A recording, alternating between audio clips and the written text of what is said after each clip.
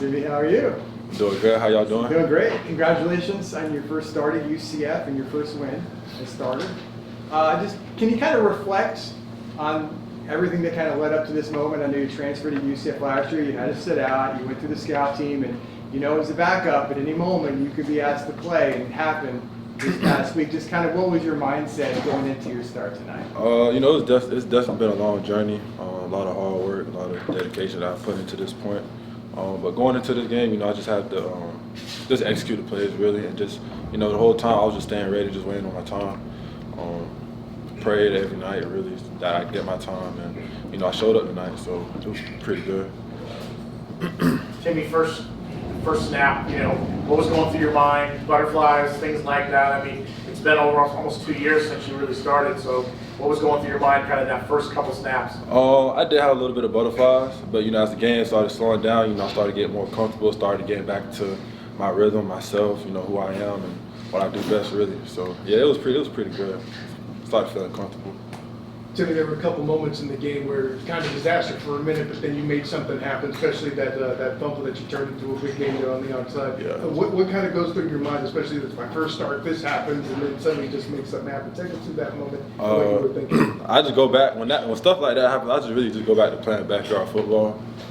So that's what that situation was. The ball with the snap, and I was just like, oh my God, like what do I don't know what to do with it now. But go back to playing backyard football. That's what I've always been good at. So. How was John Rice helpful to you during the week and during the game? John Rice has been extremely helpful throughout the whole season. He's just been a mentor, really. He's just been a mentor, and he's been a really good coach and a really good person I can talk to.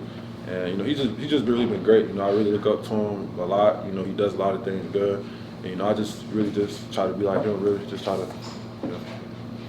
At what point tonight did everything kind of feel normal? Maybe knock off some of the game rust, and when did you maybe feel at most ease tonight? I'm most ease tonight. I just like I said, like after that first snap, after that first series, I really got back to doing what I do best. I felt really comfortable throughout the game. Yeah. What's it like passing to Kobe Hudson? You guys had a big game tonight. It's good. It's good. Passing Kobe Hudson was extremely well. Just like we practiced and just the way we executed in practice. So is Javon Baker. Some of the looks we got was pretty good. So. Timmy, the offensive line gave you some plenty of time on a lot of those plays tonight. Kind of talk about what they did and how they helped you settle in your first start for UCF here. Oh, they did extremely well. There's some things we have to clean up. Some things we have to get better at. But that's always every game. But they did extremely well. They did pretty good. So did the running backs. With protection and stuff like that. I got to get better at not call the protection, but being able to be in control of the protection just to make those guys' lives easier. So. RJ talked about how you guys had a connection, being both quarterbacks from this area. What is it like to have him in the backfield with you during your first start here? To be honest, it's a dream come true. I always look up to, RJ was somebody in high school that I really watched, and it's crazy that me and him in the backfield together. It's really crazy because he was quarterback at Edgewater, I was quarterback at Seminole, and we in the same backfield together. So that's pretty wild. That's pretty wild. This wasn't your first start in the bounce house, but your first start for the home team in the bounce house. How did that feel? It felt really good. It felt like just felt good. I felt all my dreams came true. Everything I've been praying for. So yeah, it felt really good. You talked about dreams coming true in high school. I know maybe the previous staff didn't recruit you.